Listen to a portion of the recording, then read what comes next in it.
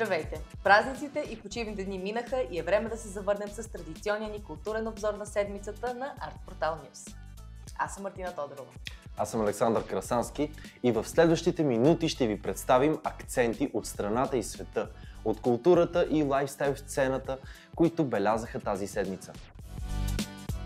Всяка година червеният килим на Мет Гала създава едни от най-запомнящите се модни моменти на знаменитостите за всички времена. Най-добре облечените участници на вечерта бяха тези, които дадоха почит на тази годишната тема – градина на времето. Зендая, например, обра овациите не с една, а с две забележителни визии. Дженифър Лопес беше в блестяща рокля, а примери за елегантна мъжка мода бяха знаменитостите като Бед Бъни и Крис Хемсуърт. Не е изненадващо, че светята се оказаха водещата визия на вечерта. Знаменитостите се преобразиха в букети от висша мода по най-различни начини. Разбира се, не липсваха и малко по-неочаквани и доста авангардни тоалети, които може да видите в статията в Art Portal. От света на модата се преместваме към необичайните събития, които се случват покрай рапъра Дрейк. Охранител, работил в дома на Дрейк в Торонто, Канада, е бил прострелян, съобщиха местните власти във вторник. Полицията е била повикана в дома около 2 часа местно време същия ден, където е открила ранен мъж, който е бил откаран в болница в тежко състояние. Не се съобщава дали Дрейк е бил в жилището по време на стрелбата, а на въпрос на журналисти дали стрелбата има нещо общо с неотдавнашната вражда на Дрейк с колегата му рапър Кендрик Ламар, полицията отговори, че все още не е установен мотив. Предполага се, че в случая са участвали няколко заподозрени, които са напуснали района с автомобил и в момента следователите преглеждат видеозаписите от инцидента. Поглеждаме и към родния киноекран и едно дългоочаквано събитие – премиерата на филмът за големия български футболист Георги Аспарухов «Гунди». Филмът «Гунди. Легенда за любовта» тръгва по кината на 18 октомври, съобщават от екипа, работил по лентата. Те представиха официалния плакат и нови кадри от продукцията. Лентата проследява живота на големия спортист, от срещата му с Величка Маркова Лита до трагичния 30 юни 1971 година, когато той загива в автомобилна катастрофа.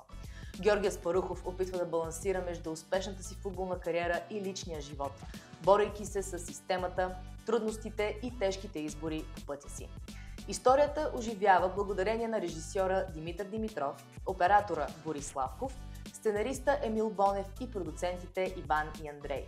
В главните роли влизат Павел Иванов и Александра Свиленова. Участват още Параскева Джукелова, Александра Костова, Емил Марков, Пенко Господинов, Димитър Маринов, Николай Урумов и други. Животът на знаменитостите винаги е бил изключително интересен за почитателите им. Именно за това не е изненадващо, че новината, че Хейли и Джастин Бибър ще стават родители, взриви социалните мрежи. Моментално заваляха поздравления към бъдещите родители от техни фенове и звездни приятели. Според близки до младото семейство, двойката дори вече е избрала име на бебето. Новината идва на фона на слухове за проблеми в брака на семейство Бибър и предполагаема раздяла. Джастин и Хейли се запознават през 2009 година, когато са все още деца. През 2016 година двамата имат кратка връзка, по време на която певецът все още поддържа отношения с предходната си любима Селена Гомес. Няколко години по-късно Хейли и Джастин обявяват, че са сгодени, а малко след това и се женят. В края на работната седмица беше обявена още една добра новина. Мария Бакалова и Бойко Христанов станаха членове на Европейската филмова академия. Актьорите, както и още 15 представители на българската кинематография, са сред 709-те новоприети членове на Европейската филмова академия. Всяка година тя приема нови членове.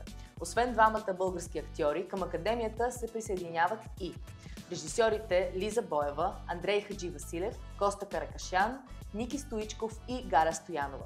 Както също и операторите Иван Чертов и Александър Станишев и сценаристите Теодора Маркова и Симеон Венциславов. Те застават редом до изтъкнати актьори и кинотворци, като актрисата Кейт Бланшет, режисьорите София Екзархо и Матео Гароне. Сред новоприетите членове на академията 49 на 100 са жени, 50 на 100 са мъже и 1% се определят като небинарни. Почти четвърт от всички тях са на възраст под 36 години. Европейската филмова академия вече има над 5000 членове от 52 страни. Всеки от тях може да се регистрира, за да гласува всяка година за европейските филмови награди и освен това могат да участват и в събития, организирани от Европейската академия. В края на месец май за 29-ти път тази година ще се състои тържествената церемония за връчването на отличията Златно перо. 24 изтъкнати представители на българската литература, театър, музика, изобразително изкуство, кино и журналистика ще получат изящната златна брошка във формата на писец, изработена от 24 каратово злато. Вече са ясни имената на 23-мата лауреати на почетния знак, които тази година ще се окичат с Златно перо. Сред тях са композиторът Стефан Дионов, актьорът и фотограф Владимир Карамазов, журналистът Светослав Иванов, диригентът и композитор Константин Илиевски. А 24-тият носител на наградата ще бъде определен от слушателите на Радио Класик А чрез гласуване, което ще продължи до 16 май включително. Тържествената церемония ще се състои на 21 май от 19:30 в залата на Националния музикален театър Стефан Македонски. Сме седмицата с талантливата, енергична и космическа Киарана. Напоследък, освен музикалната си кариера, тя дебютира в театъра и на големия екран. С какво ни изненада Киарана и какво сподели пред екипа на Арт Портал, прочетете в интервюто на сайта ни. Още подробности, интересни новини от света на изкуството и шоу-бизнеса можете да четете в Арт Портал Нюс. До другата седмица и нека изкуството бъде с вас!